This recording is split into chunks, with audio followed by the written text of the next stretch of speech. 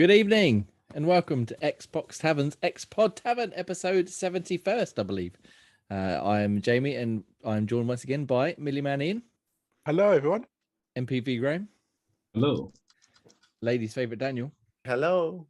And brand new father for the second, third, fourth, fifth time. Second. Scottish Gruff Ross. Hello. Second that he knows of. Yeah, well, yeah, there is that one. Yeah, that's a good valid point.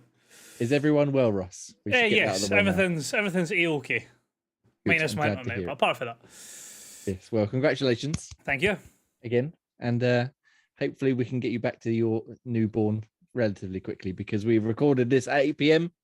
Ish. As we do Bit every later than Sunday a normal.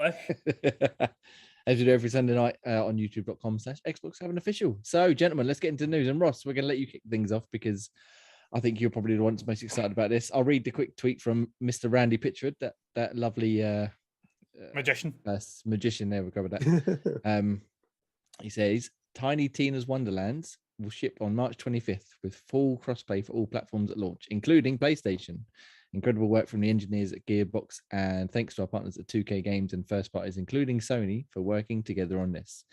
So this is a big story because Borderlands 3, I think it was, had crossplay except for PlayStation. But I'm going to pass it to you, Ross, to fill us in on why this is a big deal.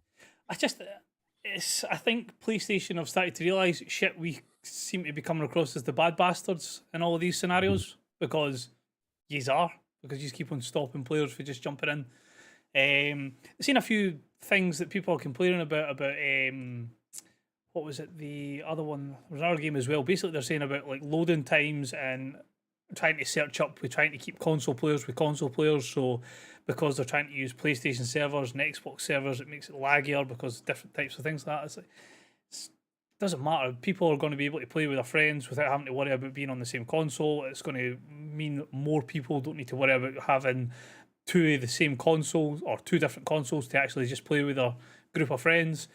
The only other thing I've seen in any way, shape or form negative about this is they've done the same as what they did with Borderlands 3, and it's going to be on Epic for PC, which I don't understand because you're just downloading on a different browser and then download the game through that instead of through Steam. We don't do Epic, do we? People get very upset about this. Yeah, Was Borderlands 3 ever on Steam? Or was it just... Borderlands 3 is on Steam now. I own it on Steam. Okay. It came to Epic before it came to Steam. This might be the same, but as it stands just now, it's only on Epic. So crossplay, you've got PS4, PS5, Xbox One, Xbox X and S, PC can all crossplay with each other as of day one experience. Which is nifty because, as we all say every week, pretty much, crossplay brings the world together, doesn't it? Exactly. It's how every game should be that's this sort of co-op online type idea. If you can do it crossplay, then it should be crossplay. Simple as. Should be no hiding behind, or you can only be behind Microsoft, or you can only play it on PlayStation with your friends and things like that. So, but yeah, I think honestly, like crossplay should be a standard across all platforms. Yeah, exactly, Across definitely. all games. there's certain all things that you games. can't do it with, which I kind of understand, but there's no real reason. Like, if you can do first-person shooters that, even though playing on PC gives you a massive advantage, and you can still do it with console players, then that should be the only thing that holds you back. Like, I don't want to play against PC players because I'm going to get my ass handed to me. Or in Dan's case, he does that with console players.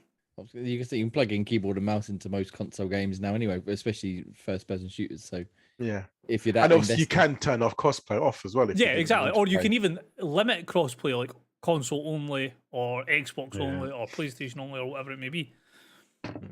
The console only makes sense. You get the PC hacking knobheads joining in. Exactly. That's the other issue. I was going to say, what would you rather though? Would you rather cross-play as standard, or would you rather cross-save as standard? If you could only have one, obviously both is better. I understand that.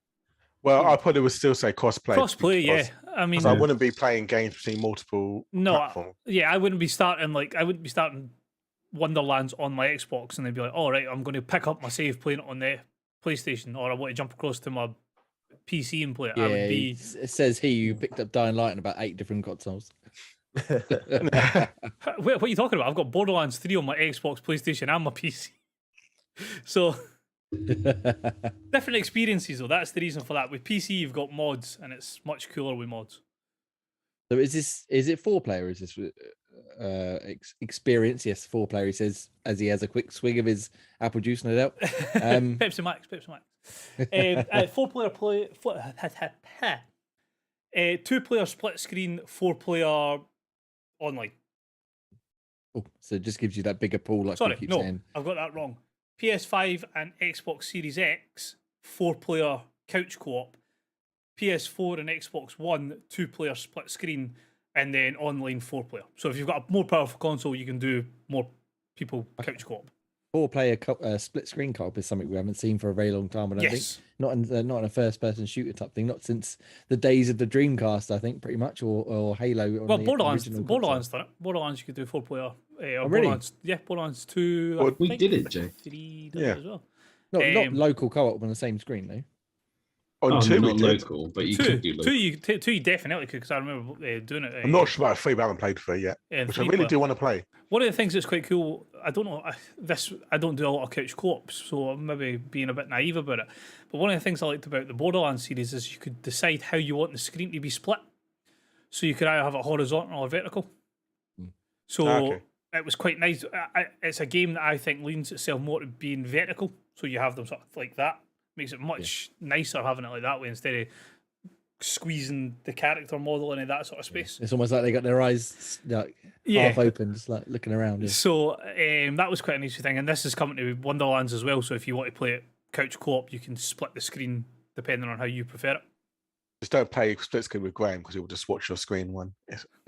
So you remember that, like putting the bit of cardboard or something Yes. between it, like for the penalties. Graham knows where you are if you're camping. Just look at your screen.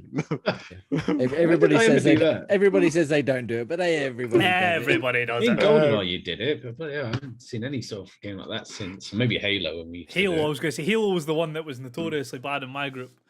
Yeah, that's why we had That's separate probably TVs. 2 TVs. Yeah, I was Yeah. saying. We changed it to 2 TVs instead, so we couldn't cheat. It's when you forget which screen you are. You're like, Oh, well. hang on, I've lost myself. Where am I? That just comes with age, Dan. That's all that is. That's just Oh, you, Dad. was it gonna That's what I'm say? saying. That's just you, Dad. But I have done that multiple He times. wasn't on the show last week, so I need to get every dig that I didn't get in last week, this week as well. Guys, come on, we're wearing red. Leave me alone. So it's out in 5 days. I imagine reviews will start dropping shortly. Are we reviewing it? Well, no, we haven't. I don't believe we've got a code We yet. haven't. I said I as don't of believe we yet. haven't got a code yet. No, but Ross, you might have a little gadget. Have you got it to hand? It's literally like 3 feet away from me. Give me 2 seconds. Oh, Yeah, flash in it. the meantime, while he goes to grab it, anybody interested in playing? Anybody else interested in playing Tiny Tina's Wonderland? I'm gonna be obvious. No, I'm not interested at all. But Ian, Probably not right now. No, probably not. I think I'll give it a while to see what people say about it and if it takes off. But probably not. The thing that Right. sorry. oh sorry. Maybe. I still haven't really got round to Borderlands 3 since I bought it. So I probably should do that one first. That's what I'm thinking as well. I need to kind of prioritize Borderlands 3 before I do It's anything like else. that. No. You really don't. It's a totally different type of game. And Daniel, any interest in playing it? I know you're obviously going to have access to it when Ross picks it up eventually. Well, yeah, I was going to say I'll probably get it What for do you mean when free. it So I picks up might- eventually? When it gets ready for pre-install this next coming days? I don't know. Like Borderlands 3, I never finished. Not that I'm waiting on the story. But I think I'm Borderlanded out. That was possibly I might dabble in it. You know, I like making a video, so I might do a video on it. Yeah, Of why the hell watching not? me uninstall. Get to the touchscreen, turn it off. Right, so Ross Yeah. has got a nifty little gadget there. Ross, explain what you're showing up to the So camera. this here is a Wonderlands controller, which is from PowerA. So this is the first time I've actually had a chance to take out the box and have a proper look at it. The purple on it is awesome. I don't know how nice you're going to see that on the camera, but the purple on it is like lovely. I love Very dark. is that Love Hearts? So at like the back? little tiny Tina's love hearts just there. Oh, nice. And then you've got the legend herself on the side there with Very her nice. dungeons and what's it called? Dungeons and no, badass and fuck, I can't remember what it's called. Forgot what the name of it is, isn't it? Borderlands fan. Badass. And, fuck, it'll come back Balls to me. himself. I That's in found. Dungeons and I'm Dragons. I'm so glad we decided not to swear on this podcast. I'm calling I'm calling what the name of it is based on. And anyway, yeah. So it's a wired controller, but it comes not wired. If that makes sense. So you've got like, No. You Oh, can that take the doesn't make wire out, sense. basically. The wire's Does, detachable. does it work without? So no, well, it says it is only a wired controller, so I would imagine no. No, So, It's- okay. I've Detachable, got a like similar most of one them to are. that now. one. Yeah. They're pretty good because you've got the programmable buttons on the back. Yeah, I was going to say you've got the wee Yeah. buttons and the wee bit there. So no, I haven't really had a chance to game much this week, but I will be definitely putting some hours. Oh, that baby! Look, Borderlands is coming out. Wheeshed. So I will definitely be putting some hours on this. But this is a lovely finish on it as well. I love the fact that you can detach the cable. So if you Yeah, are like a that's what- collector, you can Well, put it that's- up without the cable kind of. That's what I was thinking. I was almost thinking to the point of how am I going to cut this cable off without it looking messy? Because I don't plan on ever using the wired part of it, and I've got my Elite controller. But I was thinking, the fact that it doesn't come attached, that's going to look awesome on like a wee stand. Just Yeah. It's the way I use it is because I got a smaller cable to use with like a laptop. So obviously you plug it into your PC as well, but obviously you don't need like a 3 meter long cable plugging it into your PC when you're only about like half a meter away from the screen. Yeah. yeah, this is a big ass a cable short as well, cable. 3 meter cables. Yeah, Yeah, they're normally about 3 meters. I found on the ones I've checked out before. they've got the OG Xbox safety feature where if you tug them, it sort of pulls it apart towards the end of the cable, so you don't pull the whole thing out. Okay. Yeah. So Ross's review of that will be up shortly, as well as if we eventually get the game back, perhaps. I We'll might see. Even if we don't get it, it'll probably get a review from me anyway. So. Why the hell not? Eh? Why the hell? See, Next year, but pushing the it'll boat come out. I was gonna say. I'll have Cool, you know that yeah. Dying Light was done before the game was out. I'll have you know. Oh, So That's the Let's- first one, isn't it? we'll I've only slide done past. 4. We'll slide past this, mate. Anyway, next news story, please, gentlemen. Xbox boss apparently is incredibly excited about State of Decay 3 advancements. So he was talking to, what was it, Xbox Era on the 100th episode. I don't know if you listened to last week, Dan. Get on the phone to Big Phil, will you? We're Yeah. fast approaching episode 100, so Exactly. you best work your magic. I shall try and talk to my contacts and see who I can get on the show for episode lass. 100. Like maybe I don't know. Yeah. Get him. Sort him out. Give him a hand job. Do what it takes. Get the awesome guy with the Please come. Get the amazing guy with the awesome fashion sense on the show as well. What, Paris? Oh, Paris. yeah. Tell me to bring his Paris. jacket. Anyway, before As we long as start not, too as many long as people- not Ryan McCaffrey. then. Oh, that'd that's be the aw- one. that With his would be awesome OG controller. Yeah. I mean, Anyway. it was his idea. Sorry, go on. Oh, Before we that was upset my everybody in the whole idea, world, it was my idea. Big Phil says he is very excited about what's it called, State of Decay 3. Is everybody else excited about State of Decay 3? I've never played any of them, but they sound right up my street, and I really want to try and get into at least one of them before this one comes out. 1 was good. 2, because of the naffness of the co-op, was a bit of a bummer. But if they can fix actual co-op, then yeah, I'll be excited for this.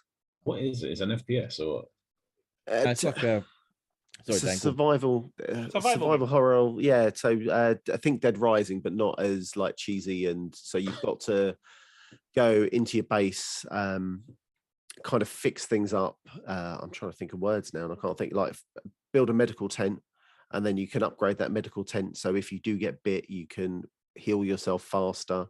And as you're building that, you can do a weapons cache. And then as you're growing, you grow this community. People come in, you save people who can stay there. It is really good. And there's like mini games within the game itself. But like I said, the State of Decay 2 had co-op. But as you played co-op, the story didn't progress for the person who came into your story. So that was a bit shite. They got to keep their weapons, I believe, if I remember correctly. But yeah, State of Decay 1 is really good. Play that one first if you've got it. That's really cool. I think a lot of games are moving towards that sort of model where the host has the storyline progression, and then the people who are dropping in they either keep their XP, keep their weapons and things like that, but they don't progress through the story. Because I mean, Dying Light 2 did the exact same, and Dying Light 1, for example. I don't know if I like it. I think it should be the both people progress together. Yeah, I think you should both. I mean, progress together. if you put 50 hours in a co-op campaign, well, Dying Light, what, 500 did they say? And yeah, I suppose once if you did the 500, you wouldn't want to go and play it again because you've done everything that can be done. But if you play 30 hours of a main story, but you don't maybe do all the side missions and all the collectibles, and then you need to start right back at the beginning again, it's like. Plus, Yeah. you're going to It's be the same over with, leveled. Same with Far Cry, wasn't it, Gray? When we played it together, I played in your game and we completed the whole of, I think it was New Dawn on your save. And then if I went to play it on my own, I'd have to start again, but I'd keep all my weapons and upgrades and stuff. Not that I'm going to play it again on my own, but it would have been nice to just been able to progress. But then I suppose it's tricky with the saves. Like if I join Graham and he's already a few missions ahead, and how do I catch up to him? Do I skip missions, etc., etc.? It's a big minefield of stuff. However, Borderlands does it. Yeah. Borderlands, yeah. True. I guess that's a bit more of an open-ended experience, though, isn't it? Whereas something like Far Cry, you kind of go mission by mission type thing. But yeah, I don't know. Hard one. It's a hard one. It's a tricky thing. Luckily we're not game developers, so we ain't got to worry about that. Just fix it, will you? Or give us the option. Yes, we want to progress together, or true. no, we don't. True. Yeah, I don't mind skipping missions to catch up to my friend, or etc. But anyway, Big Phil saying about State of Decay 3. He says, this one's probably not that big of a surprise for people who've watched me play, but I was a big State of Decay 2 player. Looking at State of Decay 3, I'm incredibly excited about some of the advancements they're going to make. They've had this pattern. They've talked about it publicly from State of Decay 1 to 2 to 3 and what they want to do. And we haven't shown a lot of 3 yet. It's a game I really enjoy playing. I'm a big co-op player. I like building, I like resourcing, and I'm really excited about where the team's heading, or where the team's going, I should say. It sounds like what you were saying, Danny's they possibly could be improving the co-op experience, perhaps, as we were just saying, giving multiple player progression, or maybe giving more incentive to play together if you're not going to get the mission progression. Yeah, there was a massive outcry. I remember last time, and it went on for a while for State of Decay 2, so hopefully, touch wood, it's fixed.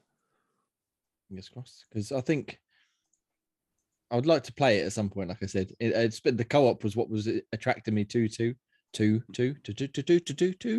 number 2. But yeah, if it's not gonna progress my missions and stuff, perhaps we'll wait for this one to come out. Because I think they were quite buggy as well, weren't they? The first 2 games, they had the fair share of hefty problems that sort of messed people up, especially the first one. Yeah, but the first one then had I'm trying to remember now. The first one had a little charm to it, and it was a really good experience. And I think, as you would expect, if number 2 or when number 2 came out, you expect some of those bugs to be ironed out and less buggy, obviously, which obviously didn't happen. And I think that's why they reset it, didn't they? They kind of done another soft launch of the whole game. Yeah. Well, both are in Game Pass. I think the definitive edition of the first, and then there was some sort of DLC for number 2 not too long ago. I can't remember the name of it now. I can't think of it. It was a fairly big DLC. I think that added quite a lot to it. So perhaps we should check it out someday together. If only we had a reason to check it out. If I say it now, then in about 6 months' time, Ian will agree to play it, and he'll be like, "Oh, it's really good, actually. We should play this game." I might do Decay 3, but I'm not going back to 2 and 1. I'll just put it out there. A bit like I'm not playing Second Extinction. Oh, guys, we need to play Second Extinction. Really hey, Second Extinction is a good game. It is a good game, I know. Anyway, let's carry on, shall we? Let's get another quote from Big Phil, who says they want to provide a flow of great games moving forward, but it's not quite there yet, he says. So it says there's a lot of talent developers working under the Xbox banner now, and according to Microsoft's gaming CEO, Phil Spencer, Big Daddy Phil, episode 100, we're looking for you. The aim for the tech giant from here on out is to provide an ongoing stream of great, I don't know why they put that in quotes, video game content. So he says, we do have a lot of great games in development. We want to get to this point where there's a steady flow of great games that come in that our customers can predict. We're going through right now, and that's really weirdly worded. Okay, and we don't have to have a big game this quarter. So Matt Booty and the teams and the Zenimac teams want to get to that point where we really have a great on-ramp for our platform and games that people can get excited about on regular. That's a very business way of saying we haven't got any games at the minute, but they're coming, I promise. Promise. And really badly worded as well. But yeah, I think they probably skip some bits because the quote that Pure Xbox here have taken from that podcast he was on for Xbox Era. So they probably chopped and changed it a little bit, as well as probably his natural flow of speech. But sounds like we've got some good games coming, but not yet. We're going to have to wait a little bit longer. As we said last week, obviously they were named Metacritic's #1 of the year for last year in terms of overall scores, but perhaps they're not on track for that. A repeat. Graham, what do you think? Can we wait? Have we got time to wait? Good chat, Graham. There's Thanks, always got to time. wait for Graham to respond. I'm trying to unmute it so my fan's not so loud. But yeah, there's always time. Good. Thank you very much for that deep and insightful comment. Cheers, Graham. Thanks. Cheers. Cool. Well, let's move on, shall we? Yeah, we'll see what games come out. All right, we'll do one more news story real quick, and then we'll move on to the rest of the show since we started a wee bit late. Ian, have you seen this game called Wrestle Quest? Oh God, I was thought you were going to say Hogwarts. I was going to say, I thought it was reading with Hogwarts as well. So happy you didn't say Hogwarts. But That's yeah, we can Wrestle if anybody's Quest. interested, but I couldn't care less. So apparently I'm a Wrestle slippery. Quest. Cool. Where's the quest? Yes, Macho Man. Oh yeah. Oh yes. So Wrestle Quest. I heard there was a new RPG, Is and it's developed by Skybound Games and Mega Cat Studios. indeed. Wrestle Quest will feature a roster of wrestlers, legends, including some WWE Hall of Famers. So you got your classic like Macho Man, Randy Savage, Andre the Giant, Booker who else T, is there?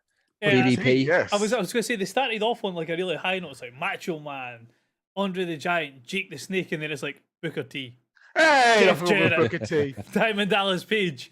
I was like, Five-time. you didn't realize that Booker T and DDP were more WCW before they got involved with WWE. It's true. but- All I Maybe, care is they've yeah. got Coco Beware. No one likes Coco Beware. Yeah, nobody cares about that. Dan. Oh, Coco I was because that Beware. was a deep cut. That was. Yeah. So yes, as Ian said, this is an RPG basically. So I don't know if you watched the trailer yet, but it's basically turn-based combat by the looks of it, in the Yeah. style of Final Wrestling Fantasy moves. or something. But yeah, Yeah. so you pick a move and you do it, and then the opponent attacks, etc., and then you can get stats and buffs and stuff. And it looks pretty cool. It looks different for I mean, we just had WWE 2K22 come out, which was a pretty good but pretty standard wrestling arcade fare. Whereas this is something completely on the other end of the spectrum, but still with Macho Man Randy Savage. It looks pretty cool. I think it looks very interesting. I looked at the trailer and I was like, oh, I don't like the combat, but then the fact that you can go out, not explore, but I use that in a very kind of explore air quotes. You can explore a little bit. I'm like, maybe Yeah, sort of I'll do presented it. as like an old school, like Zelda Final Fantasy style top-down adventure, and then you get into the battles and the isometric Yeah. side-on moves, wrestling, elbow drops, suplexes, choke slams to hell. Hopefully, we'll see one or two of them. I think it does look interesting. Yeah. So yeah, I don't think there was a date, was there? That they announced just later this year, I think, at some point. But it was as part of the idea Xbox stream the other day. So hopefully, I'm hearing Game Pass and rattling around my head. Hopefully, Maybe. we'll get something along Oh, those lines. That would be please. nice. It wouldn't be surprised if it goes to Game Pass because it's Skybound, aren't they? Tied with I who think are they with? Oh no, they're tied with Dan's favourite Clementine. Yes, yes. The Skybound games. I think they've put a few games on Game Pass at this point, but I don't think they've launched one into it yet. So we'll see. Perhaps we'll get one. Perhaps this will be the first, because they also announced another game the other day from Skybound. I can't remember what it's called now. No. I don't know. There was other bits and pieces. Doesn't matter. There was some other good games, including Tunic, which got announced and released into Game Pass. What, that day or the next day? I've heard that game's meant to be absolutely solid. Supposedly so. I haven't had Yeah, a chance to check it out yet. For what I've heard from different folk, I think it was. I'm trying to think who it was that said it in our group, but they basically said it made like Elden Ring seem like a walk, like a piece of cake. I was like, oh, that's fun. That sounds like it's a great That's time. such a cute little Zelda like, but we'll get to that game later. won't we? Maybe. Perhaps. Anyway, that's enough of the news this week. If you really care, Hogwarts is coming out at some point later this year. Exciting. Woohoo! My kid's well excited, but It looks freaking awesome, to be fair.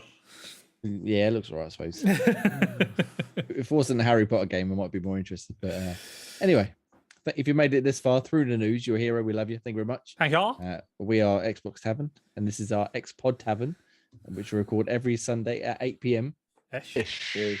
On YouTube, we've got .com/Xbox Tavern Official, where you can find various videos that Dan works on hard throughout the week. Yeah, Ross. Hey, I had an excuse. Fuck off. As well as various other tips and tricks, etc., etc. You can also find us at www.xboxtavern.com, which is the main website where all of our written stuff goes up. We've had fair few reviews and stuff go up this week, and we'll have plenty more going up next week. And you can just find us on Twitter, social, etc. Just search for Xbox Tavern, and hopefully we'll come up, including TikTok. Don't stop. Everybody loves a bit of TikTok. Don't do it. Don't Yeah. do it. I was And a bit weak this week with TikTok. I didn't do much. outrageous. I know. Outrageous. But you can also head over to insertcoinclothing.com, which I forgot to get to last week because we love insertcoinclothing. We do love insert. And you can enter into the checkout, into the box, the sale box, code box, whatever it's called, promo code box, etc., etc. Xbox Tavern 22 for 20% off for the entirety of 2022. Oh, that code just makes sense. Just rolls off the It tongue. makes sense. It's perfect. I do love how you have to Perfect. caveat every time now. Well, I've got a caveat because otherwise you'll start bitching and moaning. So anyway, Xbox Tavern 22 for 20% off for the entirety of 2022. There's loads of awesome stuff on there. They just launched some new Persona stuff, was it? Yes, And yes. Mass Effect stuff. And yeah, there's loads of stuff. And we're a big fan of Insert Coin here, so go and check them out. do it. Right. Do it now. Good now. Anyway, enough of that. Questions. Gentlemen, we'll have a good question here or We two. do love a good question. We got a question. We have, yes. Good. Who's gonna tell the question? Go I to just, me I just last. wanted to see if I could get another uncomfortable silence. The question we've gone for this week is our favourite game sequel. So I'm going to go to Daniel first. Daniel, When I said go to me last. Go to him last. Go to him Nice. first Yeah. instead. Fuck it. Drop Yeah. it right on him. first. Go on. It does. Think on your So feet. I'm going to think on my feet. You are going to all laugh at me and say I'm terrible. Don't say Walking But- Dead too. I'm not. He's going to I take mean- one of my ones. I can guarantee it. No, I'm not going to take those. I am going to go with Gears of War 3. Okay, right. Yeah. Uh-huh. Okay. I enjoyed the Gears of War series. I had good fun. And I'm trying to remember 3 now. I'm That's glad how it was that good it good. was. So- Wow. I'm glad it was Yeah, that I was good. gonna Dan, say, yep. my lectural question was going to be why 3 over Why 2? but 3? Okay. Why No, three? I I think can't think why. I Three. can't think- even no, about the my- game. my mind has just gone completely blank. Uh-huh. It has gone completely Uh-huh. blank. Was it the 4-player co-op or the upspuffed Unreal Engine that really sold it to you? How much No, nicer it looked? I think because it looked better. I'm trying to remember the storyline, and it has just frigging killed me. But obviously, being What an hand on end of this an one? era, What hand on kidding this me. one, Dan?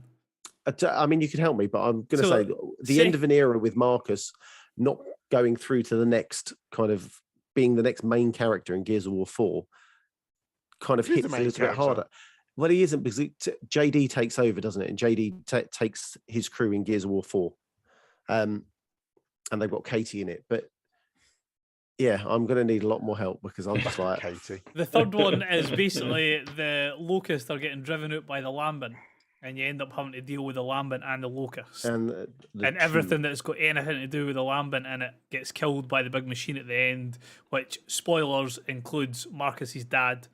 So when he hits the machine, kills all the lambent, and Marcus's dad dies in his arms. sad. There you go. I mean, I remember. But I'm it so glad much. it was such a great sequel that you remember it so well there, Dan. So, well, what blooming Graham put in there for what it was, and then I was looking at something else, and I was going to pick. Anyway, just Anyway, No. I appreciate Gears of War 3 was awesome. I loved Gears of War. Yeah. I love Gears of War in general, but yeah, Gears of War 3 is in particular for the gameplay. I thought it was awesome. They'd refined the cover system and the So, shooting, and it looked that lance better. is still the fucking I'd brilliant. still say it's got the best cover system of any game out there. Oh and yeah, 100%. and I'm thinking the Lancer battles were brought into 3. Did No, they- 2. No, 2. Was it 2? Oh, the Lancer battles, best thing ever. fucking mashing the B button as Yeah. you're trying to chainsaw the other cunts down? Anyway, Ross, tell me all about your favourite sequel. I mean, I don't know if anybody would have guessed this one, but we're going to go out on a limb and say Mass Effect 2. No way. No. No way. That Do you or remember the story? vaguely. I think for the Don't ask him, please. Don't ask. about the 20 times I've completed it, I think I might be able to recite it for you. That or Witcher 3. We'll go for either one of them. Witcher 2 from 1 was great. Witcher 3 from 2 was exceptional. So that's the reason why I've went for 3 over 2, because I can justify it, unlike Dan.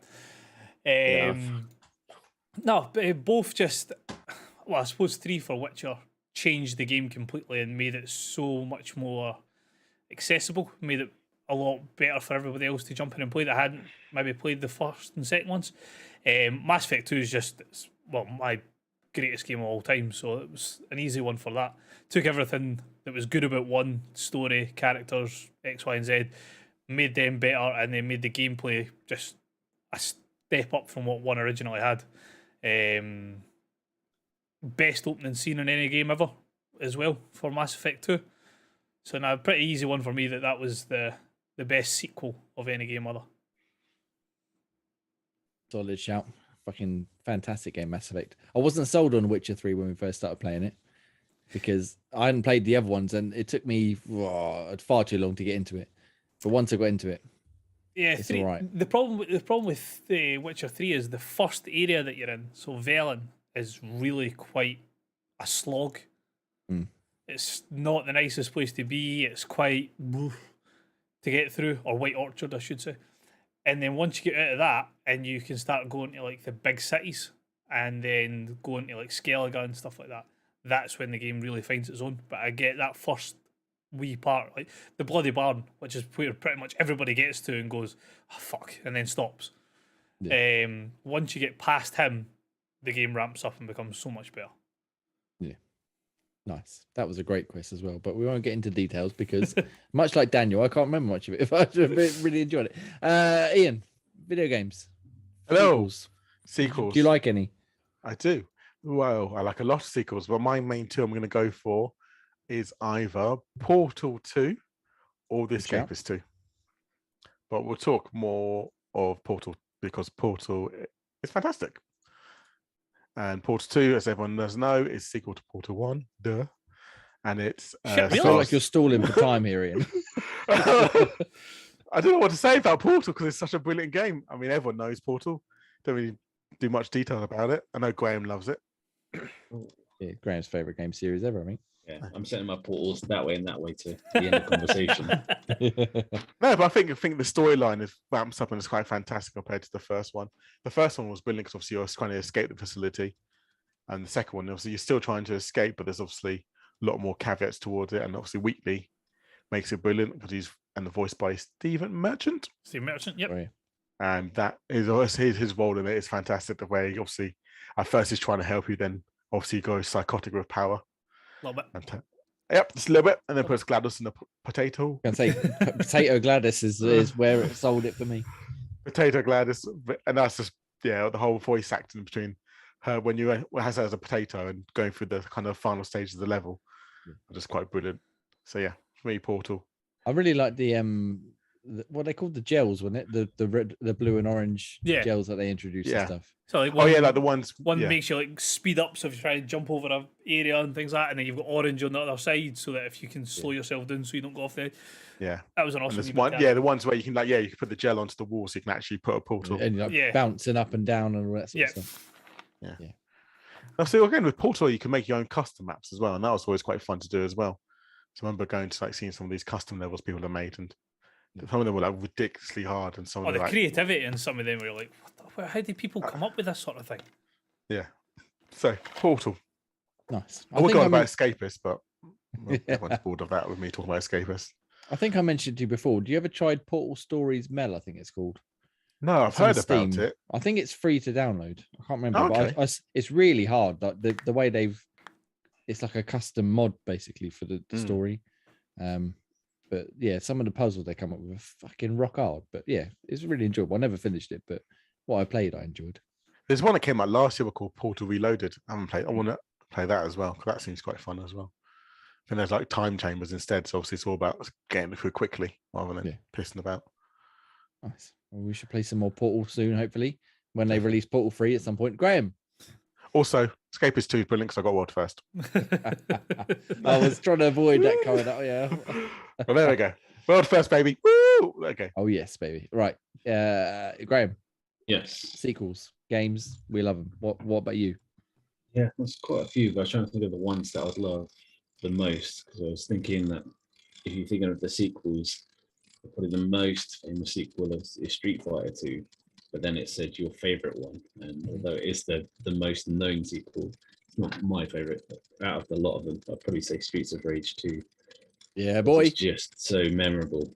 That game has a lot of fantastic memories. The soundtrack and just the co-op playing with it, and it's such a massive leap from the first one as well.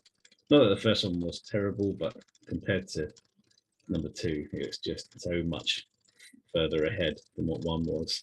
Did you play the 3 first went one backwards. Yeah. Did you play the first one before you played 2? Because I played Yeah. 2 and then the first one, and I was like, oh man, this is tough to go back to. Yeah, I did, because that's where everyone was expecting Adam, and I was like, well, where the hell's Adam gone? Yeah, 2 is amazing. The introduction of Max, just the beast. He is a beast, and he made that game so much more fun. Damn right. Max, Skate, Blaze, and Axel. And then like you said, three shit to bed. But 4 brought it back. I'd say 4 is probably on par, if not better than 2. It just because there's so much to it, but then 4 took so much from 2 to make it good again. Well, yeah, that's basically why it's good, because it's it's effectively 2 just with nicer graphics. Yeah. So yeah, just as far as sequel goes, that one is amazing. Well, I'm very proud of all your picks so far, people. They're very good games. However, are you ready? Are you comfortable? Nap time. It might surprise you to learn that my favorite. It's more obvious than. I wonder if that's more obvious than bloody bosses. Yeah. At least I tried to caveat it and put a setting game in that was a bit more. A little game called Resident Evil 2. Now, gentlemen, let me tell you. So back in 1990, no, I was a massive fan of the original when it came out on the PlayStation, the original PlayStation. And I love the dual character mechanics. I love the story. I love the way that Leon and Claire and that would show sort of more injury rather in the first game. Even if you were basically on death's door, they'd still be running around like nothing happened. Whereas in the second one, you'd be like limping around. You're trying to get away from the zombies, adding tension. Then you got all the even more zombies coming out. Sometimes they'll come through the door. The A and B scenario things, and then you unlock Hunk and Tofu and stuff. It was brilliant. And then obviously the remake in 2019, I think it was fucking brilliant. One of my favorite games of all time. Is Hunk and Tofu in that one as well? They are indeed. Who's better, Hunk or Tofu? Well, Tofu's literally Ian, what the fuck are you doing, man? That you have to run around with a knife to try and get through the whole game. And I'm actually. He helped me with Portal, so I don't want to leave him talking his own. Yeah, no, I love. Obviously, if you listened to the podcast before, especially last year, you will know how much I love Resident Evil. But yeah, Resident Evil 2 easily easily my favorite sequel of all time, and also one of my favorite games of all time. Both versions. Question. Amazing. I know it's going to annoy everyone now, but I've got to ask it. I forgot. You can ask all the questions you like, Ian.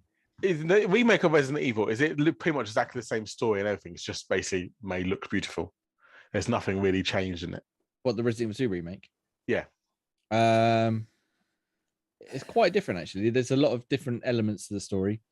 A lot of some different like locations, and obviously the gameplay is completely different because it's over the shoulder rather than the fixed camera and that. It's almost like a brand new game, but it still keeps the main story beats. Resident Evil 2 or Resident Evil 2 remake? Oh, the remake. The remake's definitely the remake. Definitely the remake. But the original old school one is still up there. Awesome. Anyway, I won't talk about Resident Evil 2 then, because we've got a couple of hours. We could do. There's nothing else to talk about now, is there? I think we've Ian's got a list of these questions. Yeah. Is Wesker more evil in the first one or the second one? Well, he's not actually in the second one, if I recall correctly. Not for Spoiler real. It's a joke. Oh. To black an answer. No, you asked a question, so I've got to answer, So anyway, Leon, he's a rookie cop, and he comes into first day, zombie apocalypse. No, we'll carry on. Why is Leon the shittest character in the whole series? Well, that's just a bold-faced lie. Anyway, games we've been playing, gentlemen. What have we been playing this week? So let's go to Daniel first. Daniel, what have we been playing this week? God's sake, why is it always me first this week? I just want to pick on you. I've noticed. Right. I played a little game that came out a few days ago called Tunic, or Tunic, however you want to pronounce it. I tried this out. I think it was it 2019? It was at XO 19 in London. I think there Yeah, I was a think so, yeah. booth. Yeah, so I tried it out then. Didn't like it. Didn't know where I was going. Had no idea what was happening. So standard for you. Standard, Daniel. Pretty much. So roll it. Obviously, a good few years later, and it drops into Game Pass. And I thought, do you know what? I might try it again. And it is isometric. You're a fox, isometric view with quite a nice looking environment. Lots of greens, loads of different enemy types, and you have to try and progress through this world. And you don't get any help whatsoever. There is no press this button, it does this. As you're going through, you're collecting basically a manual, which is a game manual. So as you collect a page, it tells you what to do. Or like the second page I picked up told me that I could press LB if I picked up the usual health potion, and then all of a sudden health potion came up. Press LB, you can drink your health potion, your health goes up. Silly things like double tapping A gives you the kind of jump, or not the jump, the dash. And it's just a really cute, very much like, everyone's compared it to Zelda, and it is very much like Zelda. Yeah, I've heard some good things about it, actually. I think some people I was talking to on my gaming community are saying like how it's very much like, say, Zelda-esque, and there's quite a few collectibles and a bit more fun actually because it's light-hearted. Yeah, it doesn't give you this. I'm trying to think of what to compare it to, and I can't. Like in terms of kind of how hard it is. It's hard because it's a case of, you have to go through one area, and you might not be able to go through to, say, the left-hand side, so you've got to go right, and then you've got to track back, kind of like a la Resident Evil. I don't know why I've said that, but you have to then track back and then open the door to then go on to the next part of the world. But it's just it's nice, it's cute. If you don't like being, your hand held through a game, this doesn't do it at all. Like the art style of it looks really nice. Like you were saying, like really bright and vibrant finish. Like finished it. Like I would really say, like, I'm surprised it's on Xbox, because this is, I would say, an Switch atypical perfect. Nintendo game. You would expect this as a first party Nintendo game. How far did you get in it? Even the fox has got his little green tunic and his shield. Yeah, I mean, it's very much stuff. It's very much. Go on, Ross. Sorry. I was going to say it's basically like. Yeah. So the guy, the creator, was on Major Nelson's podcast this week, and he was saying it was inspired by kind of Zelda and kind of all the. It doesn't stand out. It doesn't show at all, does it? No, It's like not in the slightest. How far did you get, Dan? So I'm an hour and a bit in so far, and that is probably the majority of it, because I've been going, right, how do I get through this area? Oh, I can't. I've got to go this way. There's because of the isometric view as well, there's like hidden little kind of passageways that you can explore.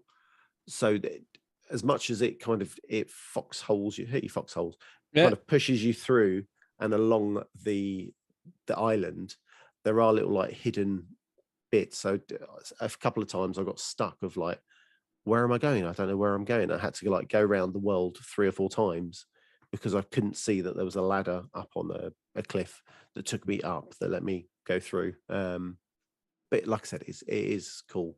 It is cool. There'll be some gameplay soon. I was just having a look at it on how long to beat. It's quite a chunky wee game, isn't it? It's saying like 15 hours. It is long, and I would imagine as well it would be on the, depending on what you're like, more on the longer side, because as you've got to collect the manuscripts, you've got to collect the keys which unlock the treasure chests, which then potentially give you either coin or gold and secret treasures. I would say there is an option. Obviously, you can turn on the game accessibility options. That does help. So you can have stuff like no stamina and stuff like that. And I think you actually turn on God mode where you don't die. So that might be able to help. But again, will that ruin the gameplay for you? But so I mean, with the stamina thing, it's all about your rolling, your dodging. So with that, I got kind of swarmed, and I say swarmed, I use it quite lightly, by about 3 or 4 enemies, but I still managed to keep my stamina, so it wasn't bad. I think Ian's Bay and Spirit animal, McCaffrey, said it took him about 20 hours to beat. in his review, which was Okay. mainly because he was getting. I think he said he got stuck at one boss, and then he was Mhm. exploring as much as he possibly could. In the time he had to review it and stuff. Yeah, I found. Yeah, apparently you can kind of just go on like a whim and just basically not whim. What's the word I'm looking for? Get lost in there whilst you're doing all the collectibles and stuff. So yeah, does seem quite fun. I Yeah. played the Steam demo. I think end of last year, something like that. And I really enjoyed it. It was only the first 20-30 minutes maybe, but yeah, I was really getting into it. So I'm quite excited to get into it at some point. It's a in the cool near little future. game. It's a cool little game. It's definitely worth trying out. And then, of course, it's Game Pass, so free. Yeah, I'm tempted to give it a go. Does seem quite fun. Nice. Anything else, Daniel? Nothing really. I know when Ross talks about one game, I can talk a little bit about it, but Cool. That's Well, segue and a half. Ross, what have you been playing? I have been jumping into the all brand new, super sexy looking WWE 2K22. Nice. It's refreshing to have such a good wrestling game back, having like the shit show that was last year. Did you play 2K20 before we get further? Well, 21 And- and 20 and 19 I've played recently. And they were Um, shit. So yeah. 19 was Yeah, was well, tolerable. Yeah. 20 was fucking 20's the first one I reviewed, and I wish I hadn't bothered because it was fucking shocking. oh. Anyway, how much better is 22? Because I've heard a lot of good things. I'm loving it. I've started. I've got to fuck this up because I always get the names for all the game modes mixed up. I am doing the. It's the one where you play as your character. It's a story mode type Career idea. mode, Is story that mode. Yeah, I My can't remember. Rise or something? My Rise, yeah, I think that's what it's called. So I've just started playing that. I've not played any other game modes. I'll probably jump into GM mode next, and then I'll do Ray's showcase story mode eventually. But no, it's really looks amazing. The animations, I've not touched wood. I've not had any like really bad fucked up animations yet, like trying to put somebody on the ropes and they just sort of flip out the arena or something like that. Stuck halfway through the ring already. Exactly. No, just really nice. A couple of wee things that I would tweak. The custom creator mode could be doing well a little bit. I remember the old wrestling games where you had like every sort of theme song that you could imagine. So it even had like classic theme songs and everything like this. Whereas the ones on this just now, you're either picking a superstar's theme song or something really generic sounding. So what did you pick? The one by Motorhead. Triple H's theme. Iron Fist, I'm sure it's called. But it's by Motorhead, so I thought it was Motorhead. So did your character? So what's your character like? What's his name? He's 6'1", hailing from Glasgow, Scotland. Hashtag on Twitter is hashtag Scottish Gruff. He's known as what do I have it as, like, because you've obviously got the tiers in the names, so it's like a boxer. So it's like, what did I have it as? What's your character's name then? I think it was like Gruff the Omega Mitchell or something like that. It's not on the lines. I mean, if that doesn't sound like a professional wrestler to you, then what does? Eh? That's WWE to a T. Yeah. So What's yeah, your finisher? what is his finisher? A one-winged angel and fuck, I can't remember what his other ones. What? One-winged angel. Oh, I was gonna say this. I was gonna say WWE fanboy there. So for the people who don't know, what is the One Green Angel? So basically, facing behind them, electric chair underneath, pull their head down, link them so that you're going to sort of drive them top of the neck, bottom of the back, in a front sort of pile driver type idea. And then second finisher is GTS. There we go. sleep. Go to sleep. Couple of decent finishes there. And his I'm signature very- move is, what do they call the signature move in this? It better be a Some- swanton bomb, or else I'm going to be. Oh no, fucking that's it. livid. That's yours, isn't it? He's got Damn his right. he's got his up top finishers as well. He's guy's 6'1", 230 pounds, and he does a 630 splash that Ricochet does. It's like a foot taller than you. Looks cool as hell. No, the other one, I can't even remember what they call it, but it's basically the Rainmaker as his signature move. So Nice. it's And so, nice to have. so are you going to make the Xbox Tavern stable? and they're gonna run riot through if there is WWE. an online version to do the stable mode, then I shall make sure that we have or paraphernalia scattered across the WWE network or online universe. I just can't wait to see the milk toast version of Dan you're going to create. Oh. It's hair. Exactly. Tasty. His finisher is the slap. Yeah. The B slap. The Stephanie McMahon one from the other games. It's like kick them in the nuts and then they fall down in the knees and then. I was thinking more of Ric Flair's. No, don't hurt me. No, eye gouge. Oh. I have to say though, this game, the way the moves flow, I haven't played WWE games in donkey's years, but the way you can string 3 or 4 moves together and it fluidly kind of all syncs up is so good. That was another thing I meant to say as well, and I can't remember it from either limited playthrough in 20 or just not remember it from 19. They've now introduced something called catching finishers. Oh, okay. So the best one I can example was one of the game modes I was playing as, I can't remember, it was somebody small. I think it might have been Ricochet. Basically came off the top rope against Lesnar and he had a finisher, caught him, threw him up into the F5. It was just, it looked fucking awesome just for the fact of, you can imagine him doing that in real life. He's probably done it half 100 times in real life to people. And it just... probably Ricochet as well. Probably Ricochet got it. It just looked just something that was a bit more real life. And it was just one of these, another wee thing. Instead of just doing the basic bitch counters that they do, like you're trying to do a GTS, so that involves you picking them up, but then you like try and go like you're going to do a suplex because that's the mechanic that they use for the counter. It's like it just doesn't make sense. Whereas this looks like, holy shit, who'd have seen that coming? Caught him F5. Yeah, like true sports entertainment. Yeah. So no, so far, like I say, I've only really done the my storyline type idea. But basically start off performance center, you have a few matches, you get scouted, you get to pick your brand, and then there's it's quite good because you've got sort of face and heel storylines when you're in the whole campaign. So depending on how you pick to play and how you decide to answer questions and things like that, or your actions in ring, you'll unlock new stories. It's always better to be heel. Well, I've started off face, but by the time I get to the main roster, I plan on transition a bit more to heelish. But God, don't do it. But no, it's quite good so far.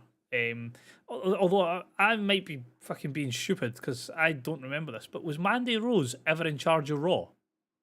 No. Because she is in the game. I was going to say, yeah, I saw that in the in some of the preview stuff. Yeah, so in the like Sonya Deville has, well, but she's but that's the thing. So on, I can't remember who it is. So on, you've got Adam Pearce for SmackDown, William Regal for NXT, and then Mandy Rose is representing Raw, and you're like, the fuck? Isn't in real life, in real WWE, etc. Isn't she the NXT champion? Yes, the women's champion. Yeah. So I don't know why she's suddenly in charge of Raw. Yeah. And it's Sonya Deville that's the SmackDown authority bitch. Yeah. But she's wrestling again now as well. Yeah. There's quite a lot of wrestlers that are in it that have been released. Like you said, William Regal, Samoa Joe. Yeah. There were many others. There's no Fiend though, is there? Because that would sell me if I got that. The thing is though, but you can dress like, so when you're doing your custom creation, you can dress them as the Fiend.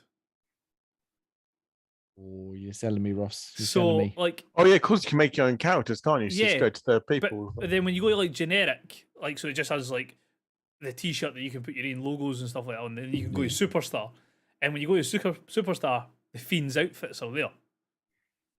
So, I mean, 70 quid is a lot of money, but if I can dress as the Fiend, you're in there. It's tempting. All I will say is CD keys. Yeah. Oh, I mean, CD keys are a good shout. And speaking of CD keys, Daniel, don't we have some sort of discount thing? We do have an affiliate with them. We do have an affiliate. You have to go on to xboxtavern.com and then go up to the top right of the website, and then you can just be sent straight through. Or I could just maybe tweet out if someone wanted. I mean, you could do that as well. Why not, eh? You can. Why not? It's a smart move. That's what I went outside for. I was just checking the deals, and they said, yeah, we can do it. It's still too expensive on CD keys for me, but do it. Well, thank you very much, Ross. I look forward to playing some WWE. I'm really looking forward to the AEW video game, but we won't get into the semantics Politics. of AEW versus WWE. Just enjoy Wow. wrestling. Wrestling's good. Have you seen that you can do AEW in WWE 2K? And there's a website that will tell you exactly how to make each character. Yes. No doubt, no doubt. Yeah, it usually is. Yeah, so because they never name like the finishing moves the right names. So that's what I was saying. Like the Rainmaker is a fucking stupid, bizarre name. Same with the One Winged Angel. It's like the electric chair front pile driver or something. Yeah. So they won't obviously give them the proper names because they don't want to say that there's any other wrestling company out in the world. So you always used to have to Google that shit, and it was like superstar, like what was it? Superstar moveset 1 to 30, and it was all different wrestlers, and you just had to pick the wrestler that you want, and that gave you all the ones that you were after. Yeah. Nice. Well, yeah. Well, so maybe we'll get some sort of Xbox Tavern crew going at some point if we end up picking the game up, obviously. Yeah, nice. Thank you very much. Anything else, Ross, this week? No, I've been focusing any of my gaming time just playing that because it's quite easy to pick up, play some games, and put down again without getting dragged into like intense storylines or shit like that. So next week will be a wee bit different, but this week was just some 2K22. Nice. Thank you very much. Let's go to Ian next. I'm sort of working my way around my screen. Ian, what have you been playing this week, apart from the million things for achievements? Apart from the many fingers on achievements, I'll do 2 games this time. Well, maybe 1. So I'll go for time because Dan's probably needs to go. So I will pick I Am Fish. So I Am Fish is a physics kind of base. It's the sequel to I Am Bread. Both on Game Pass. It's physics-based adventure starring 4 quirky little fishes. Basically, what happens is they eat the bread from I Am Bread, and now they kind of get these kind of weird powers. And basically, they get separated in a pet shop, and basically, it's down to them to kind of get back into the ocean, kind of reunite. So he plays 4 different styles of fish. You've got a goldfish, a pufferfish, a piranha, and like a flying fish. And each of them have got their kind of like abilities. So obviously, the pufferfish can kind of blow up and kind of roll around, and then the piranha can kind of chomp on bits and kind of break things apart. But obviously, because they're fishes, they need to be in water. So like kind of get like a weird kind of fish bowl which can roll. But there's sometimes they might fall into like a jar. So you need to spin the jar to move around. That can kind of be more awkward because you could get the positioning right just to move around.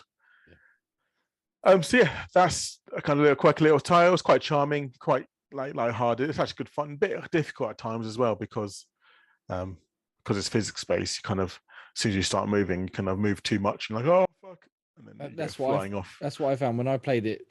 I only did the first level maybe, but I fucking really struggled to get out that first area because the ball of the whatever it is in. Just I couldn't get to move where I wanted to. Fuck this game, turn it off. So yeah, I know what you mean. It's kind of really annoying at times, but sometimes it's quite fun. And like, I think there's one bit which was quite funny. Like the fish went flying, and if I landed in like a mop bucket, you're just moving this mop bucket around. And this guy chasing after, like, come back here with my mop bucket. And obviously the mop bucket's moving. Like, what are you doing? What? I don't understand. While he's trying to chase after the bucket that you're in. So you're playing it solo because I think it's co-op, isn't it? Not sure if is it co-op, but no, I don't think it is. Well, I haven't noticed anything co-op-wise. I'm playing solo mainly on this. So, but yeah. And how are you getting on with achievements? That should be the main question, really, shouldn't it? Oh, well, smashing it, of course. I mean, there's some difficult ones in there, but I'm going for some of the easier ones. I did get one achievement where some of the guide went, you won't get it first time. And of course, I got it first time. Naturally. Was it worth a whopping 5G or was it worth actually something, the effort going into it? Was quite noteworthy. I mean, it's all about TA score at the moment. So I think it was quite a good number for TA score wise. So that did help. So yeah, good fun. And the second game, because we're battling through this, is Rocket Arena. Now, I don't know why I fucking started this game, to be honest with you, but I want to mention it because I don't know if I like it or not. That's the weird thing about it. I want to play it again, but I don't know if I want to play it again because I like it or because I want achievement. But I think it was weird. So Rocket Arena is basically it's a third-person shooter, basically all about Rocket Arena. So it's 3v3 matches, and basically just trying to do this kind of different kind of game modes. So obviously, like it's team deathmatch. There's also one like where you got capture coins and like hold like a bit like oddball, but then where you hold the ball, but instead you're holding a treasure chest, but you can still shoot it with the treasure while you're holding it, so it's pointless. And obviously to win, to kind of knock them out, you got to keep shooting them enough so they come and go into like a red flashing bar top of their head. And then if you shoot them one more time, they go flying out of the arena, and that's how you get a point. And then obviously they can come back and keep respawning.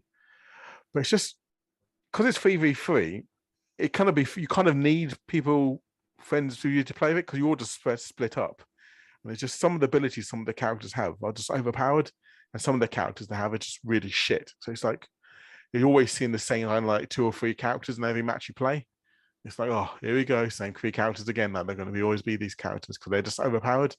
Can you be the same character as someone else on your team, or do you have? Yeah, you can. You can all be the same characters. Yeah, and then also, then again, if you wanted, you can also do versus AI. But then the AI are ridiculously overpowered as well. Like every time again, you might get one match where they're just really dumbed down, but then you get like 5, 6 matches where they're just ridiculously overpowered. It's like there's no balance at all. It's a bit frustrating, but it also again it's a bit fun because it's sort of shooting. You know, rocket. You can do rocket jumps. You can triple jump as well, which is a bit weird, but yeah. It's on. I'm not sure. It's on Game Pass, right? It's part of EA Play, I think. Isn't EA Play, yeah, part of EA Play. And it's just one of those weird ones because it's like, yeah, it kind of seems fun, but I think it's one of the ones where I kind of want to force maybe Project Game Pass just to play with you guys and actually play with more people, because you play alone, or even play just one or two of you and then one random. Even then, it's still annoying because that one random will just fuck off or do something else, or it'll just be an AI who is shit. So it's like playing with Jay would be like playing with an AI. Well, if there's nothing to explore, I'll be all right. I mean, we could always just play it. We don't have to do Project Game Pass. But no, of course not. We could I'll be interested to play like an actual pop of team of 3 and see if it actually is a bit better. Even if you do it maybe team of 3 versus people, or even do it because there's 2 modes. You could do it versus people or versus AI. Yeah. You can pick and choose which one you want. And I wonder and see if it is with actually having 3 people, will it actually be a bit more fun? Because even when I was doing it on my own, it was annoying. Even when I was doing with 2 other people, one per other person, which is other was, it was still frustrating as hell because you do fine, but then the third person will either be an AI or someone who's worse than Jay. I mean, I'm not going to defend myself there, but cool. Maybe we'll give it a go at some point this week or next week or the week after. Why not? We'll do it soon. Before you get 1,000 GA. Exactly. And as you brought up Project Game Pass, obviously this month we're doing Second Extinction. I don't think we played it at all this week, but as we said last week, myself and Graham really enjoyed it the week before, and we need to get a group of us together to play all together, not just separate. That'd be nice. Wednesday. Let's do Wednesday. Pencil it in. Wednesday. No, not pencil. As well. We're Sharpie this in. Sharpie, Wednesday. Permanent marker, get that shit sorted. Wednesday. Even if all 5 of us are on, we can have 3. We can have a group of 2. Maybe get special guest Pete in for a game. We can have a couple of games going on at once. We can all chat amongst ourselves about how wonderfully I'm doing and how amazing. Now, question: is this going to be a Dan Wednesday where it's Dan Wednesday all night, or is it going to be a Dan Wednesday where it's like, oh, I can only play one game for like 20 minutes and I've got to go? I mean, it's going to be the option B. Yeah. Okay. So I'm not going on Dan's team. Yeah. But anyway, we'll figure that out between ourselves over the next couple of days. Graham, video games. What have you been playing this week? I have been carrying on with Elix 2 because I've gotten into it, and I think I'm at the tail end of it. I think I might be near the end of that one. I should be able to finish that one in a day or 2. It's pretty decent. The story is gone a bit mental, but as they always tend to do. But it's still gripping, and yeah, I'm really liking that one. What was that one again? Elix 2. What was that one about again? I remember you talking about it last week. Yeah, so it's like a post-apocalyptic world called Magalan, and basically in the first one was really, really tough. It was just a meteor hit the planet, and then it just grew into like different factions of people, and basically there's a mineral called Elix that was found in there, which gave people like strength and energy. But the more you had of it, the more your emotions got suppressed, and some people kind of ingested it to become stronger, but they obviously lost their emotions and they just split into different factions and they just fought each other. And then the second one follows on from that kind of story, where one of them tried to almost kill the whole world, and they got stopped by this guy, and he's now the main guy in the second one as well.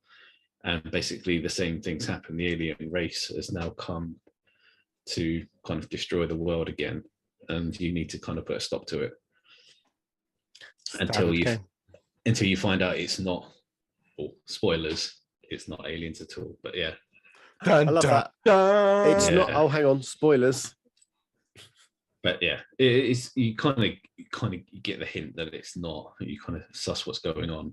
But yeah, it's kind of a great story, and yeah, I'm enjoying playing it through. It's just the combat is a bit but you kind of ignore that bit because the story is pretty decent. What kind of combat is it? Like hack and slash or? It's kind of a hack and slash, but more of a hit and run tactic kind of thing. You can use ranged. Range comes into it a lot more towards the end because it becomes super powered the more you level up. Yeah. But the start is more melee based, and you have to shield and hit and run, dodge, hit and dodge. It's quite tough at the start, and then it kind of gets easier as you kind of skill up your ranged area. Okay. But the other ones are my review titles, which I'll be writing up soon. Now that I've played them sufficiently. Beat Souls is a music-based one, which is kind of Guitar Hero-ish, the way it kind of comes down and you kind of have to hit notes, but rather than hitting it as a time-based thing, it's more skill-based. You kind of have to move to like lights that are either side of you. You have to steer them into the lights that are coming down. You kind of have to like move into the path to sort of hit the right notes, but you also have to dodge the walls that are coming down. So it's kind of focusing on like different skill tricks, basically. So you move left and right to dodge things, use the bumpers to shift the two lights from either side of you to two on one side or two on the other side, because the patterns change as the things come down. Yeah. And then you also press a button to change the color, because the notes change without in the harder levels, they change color. And yeah, it's very bright and quite a lot at once. You can probably see from the trailer, it gets a lot on the screen at once. It's very vibrant and it's really, really tricky. The only downside is, although it's kind of like a rhythm-based sound game, you're so focused on the skill and the trick element of it, you don't even really dare to notice the music on in the background. It's just chaos. Like the easier ones are like super slow and they're quite easy, the methodical, like left, right, dodge, hit this button. And then it sort of goes into like you're really sort of moving left and right really quickly and trying to get the bumpers. It all becomes hard to sort of think about all the different things happening at once.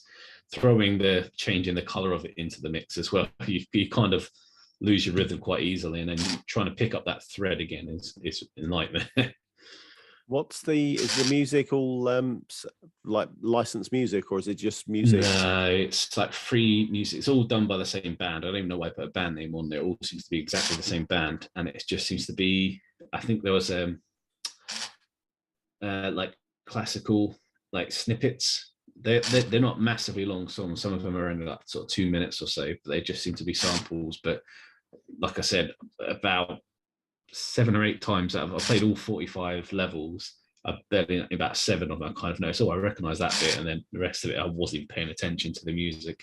You're just so focused on trying to dodge. You don't even realize it's kind of a music rhythm game. You're kind of just a skill-based dodging kind of game.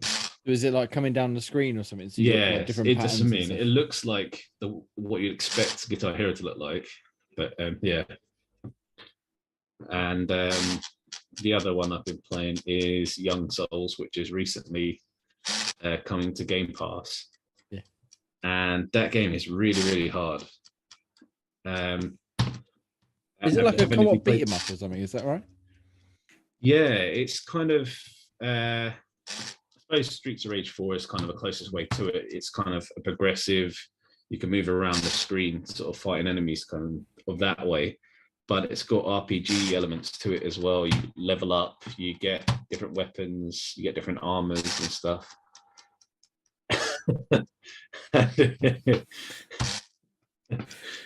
But that noise isn't your speaker system. It's the fan of this thing. laptop I've shit tried in the to bed. fix the fan on this thing, but it just keeps going mental every now and then.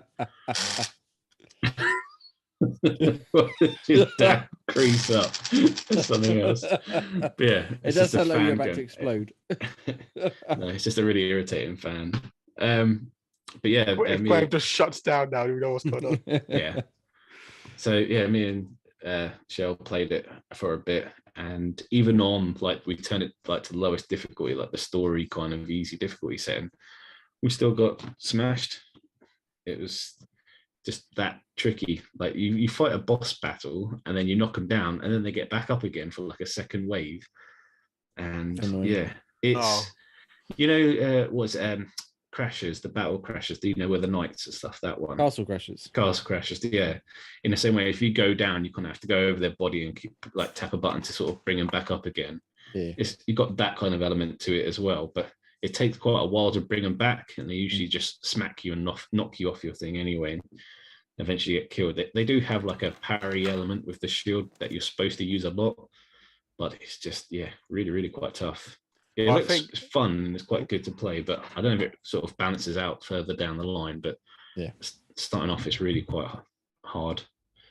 I think with that title as well, I think that I was, cause obviously me and my achievements. That game also has another accessibility option, so you can turn things on like auto block, enemies attack slower, less damage. So you can find if you are struggling, you can turn some of those elements on. That might be able to help you going further. Just have a look. I think auto block. I remember I spoke to. I think it might have been Jake about it. He was saying that auto block really helped because everything else you don't really need much, but the auto block kind of really did help out because obviously sometimes you do get overwhelmed. Yeah, it's not even overwhelmed. You just get rinsed by bosses. They just kind of smack you about, and it's not the easiest to block. And even says parry and bosses might not have the same kind of effect, and it clearly didn't. You parried for like stays for a split second, and then they just smacked you about a bit more. Does enabling those sort of accessibility things not affect achievements? Some do, some don't. When this title, it doesn't. Yeah, but usually they give you a heads up when it does. Yeah, but then people like you and Graham don't really care too much. So no, well, I just mean it was just a game I wanted to sort of see it through and play it with the wife just to see what it was like playing it in co-op as well. But yeah, I might have a bit more chance because the idea of like playing it in single, that you play as twins and you basically switch in, and it's part of the power you switch in and do like an attack as you switch between the characters. So it might be a bit easier playing it by yourself, but it's quite nails playing it with two people, even in the easy setting. So I might have to look into those other settings just to progress a bit more with that one because it's pretty quite tough. But yeah, the game itself is quite fun. The story is interesting and weird. It's like an alternate dimension that you go into to sort of fight like goblin kind of characters that are in a different world that are affecting yours. And they're supposed to be kid-ish kind of characters. They're like teenagers, but even they kind of swear a lot as well. So it's not like aimed at the youth. no. On Game Pass as well, right? It is. It is on Game Pass. Yes. Yeah. So it's pretty good, but just quite hard. Nice. Thank you very much. Is that everything this week? That's everything I've been playing. Yeah. Cool.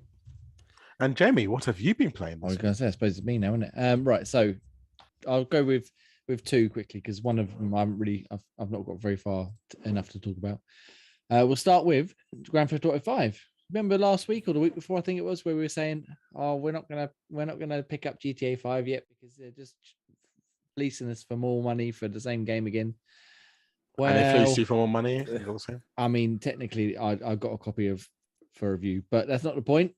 I've been playing it again, and it's still just as good as I remember it almost 10 years ago. Yeah, I didn't get a copy for review, but I may or may not have been dragged back down into that rabbit hole. I It was like started it, and I was £8 like, for the story mode. I thought, fuck it, £8, I'll buy that. It's cheap as chips at the minute because I think there's a sale on up until Yeah. June or something. But yeah, I started it again. I thought I'll play through the story definitely. But I thought, well, is it going to hold up to my memories? Because it's one of my favorite games ever. It's fucking brilliant. I love it. Rockstar are so good at crafting the open worlds and the stories and the missions, etc. I just loved exploring Los Santos and all that last time on the 360 at 20 frames a second with 480p resolution, whatever it was. But now it's upspuffed. I've been playing it mainly in performance ray tracing, so I think it's an upscaled 1440p image with with slightly less quality ray tracing than the fidelity mode. But it looks lovely. The shadows are amazing.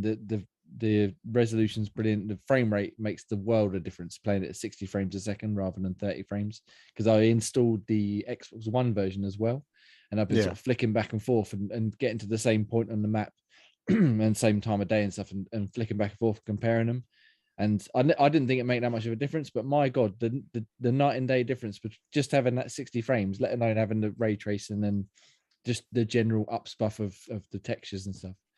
It's like a whole new game. Yeah, it's not as good as the 60 frames makes it. It's just makes everything so much nicer having it that way. Yeah, it feels. I mean, I was watching. Obviously, Digital Foundry did a video on it where they were comparing the PlayStation versions, I think, the other day, and they were saying that they couldn't believe people accepted the 30 frames version because it's got quite a lot of input lag. And I was like, "Oh, shut the fuck up!" You know, I know that's your bag, but like, you don't be so in depth, as it were. But then when I was flicking back and forth between them, I was like, Jesus Christ, how did we ever play this old version? Honestly, the difference is amazing. And yeah, it looks lovely, plays lovely. It's just as fun as I remember it. I think I've only done about 9 or 10 missions so far, but I'm really enjoying it.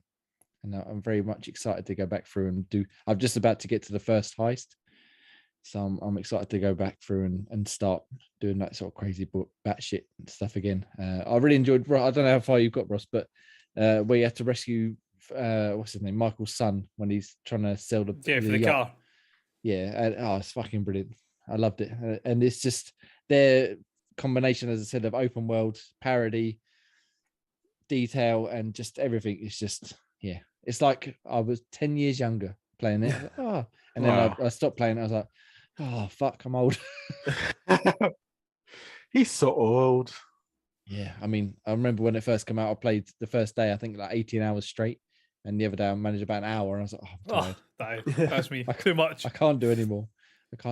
But yeah, no, I'm going to keep playing this week, and then my review will be up at some point next week, because that's what I've got to do, and I'm very much enjoying it so far. Anyway, the other game I've been playing this week, which I reviewed this week as well, is a game from Wales Interactive called Who Pressed Mute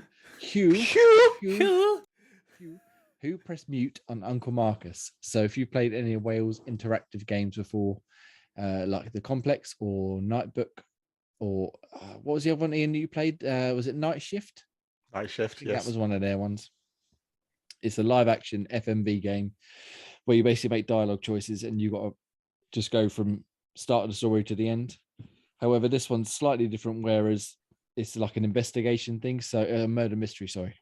So you go from A to B, but along the way, you've got to try and pick the right people to talk to try and figure out, get evidence to try and accuse someone right at the end of the story of who pressed mute on Uncle Marcus, i.e. tried to kill him.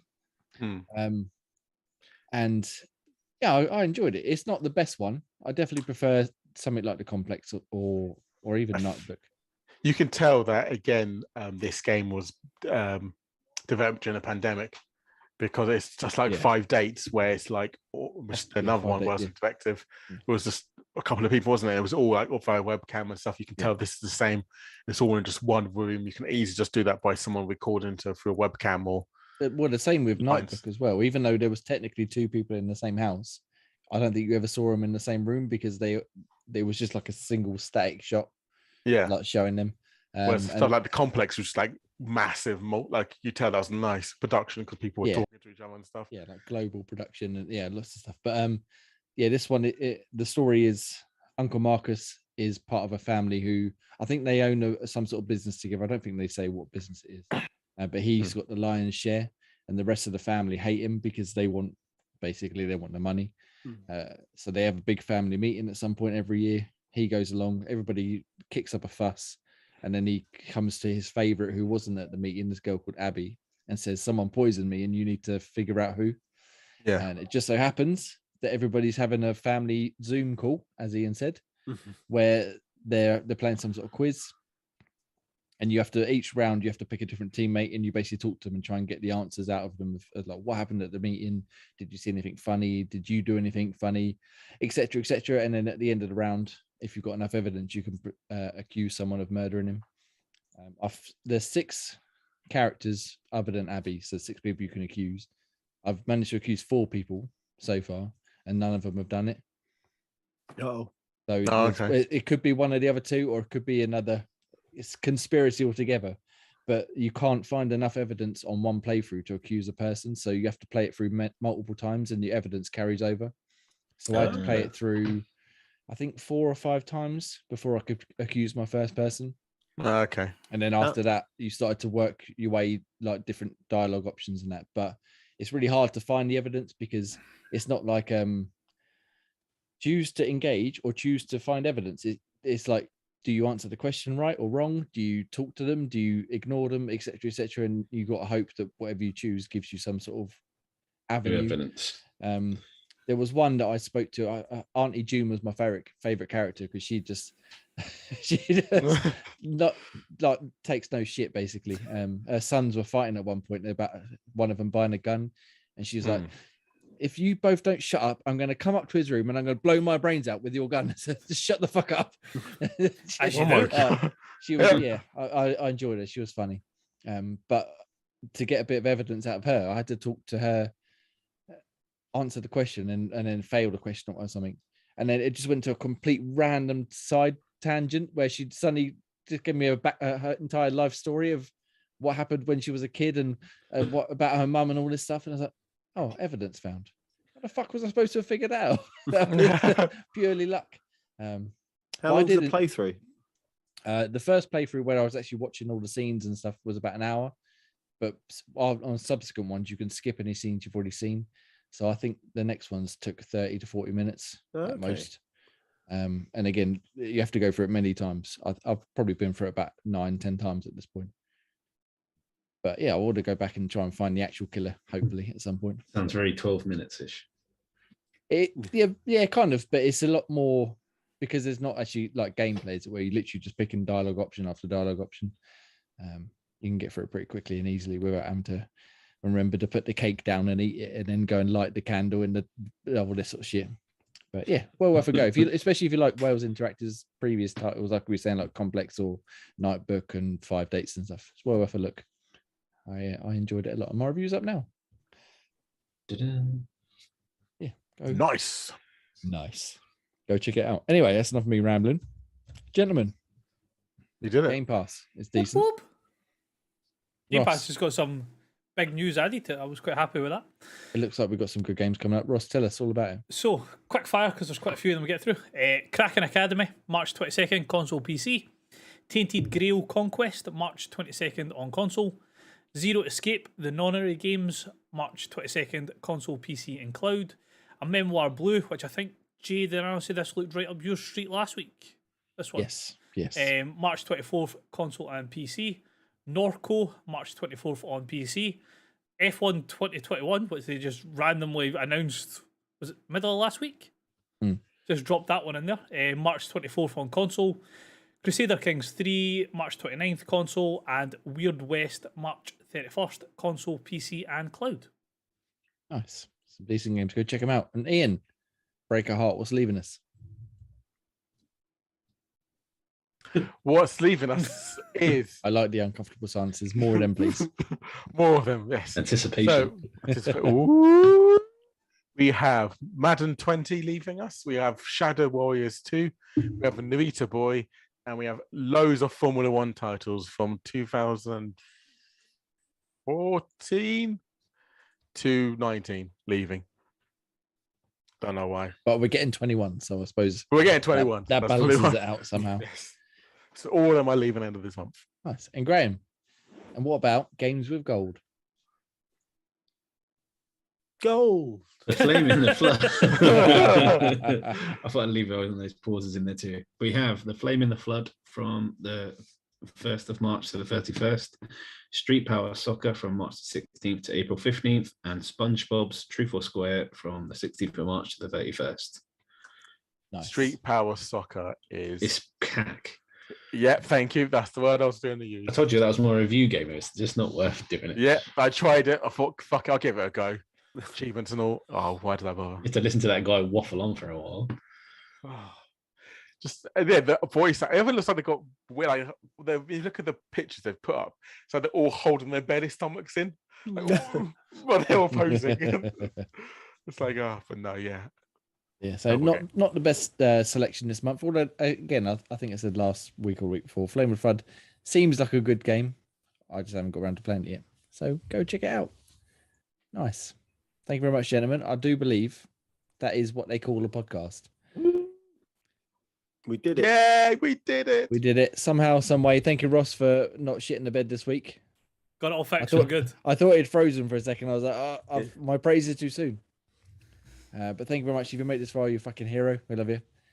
You can find us on Twitter at Xbox Tavern or xboxtavern.com, youtube.com/Xbox Tavern official. And yeah, that'd be lovely. Go and click all the things and do what you got to do.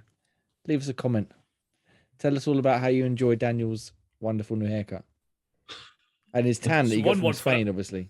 Oh, yeah, such a great tan there. It was only one day of sun. It looks like it. That's because you rain on everyone's parade. Oh, anyway, that's enough of that shit. Right, thank you very much for listening. We love costed too much shade. You can follow myself at IanXan on Twitter. You can follow Graham. Grim Reaper. Ian. Nutty Way. Scottish Gruff Ross. Oh shit, Chaotic 8389. We nearly forgot. And Daniel. Chocolate about 80. Thank you very much. We love you. And we'll see you next week at 8 p.m. Ish.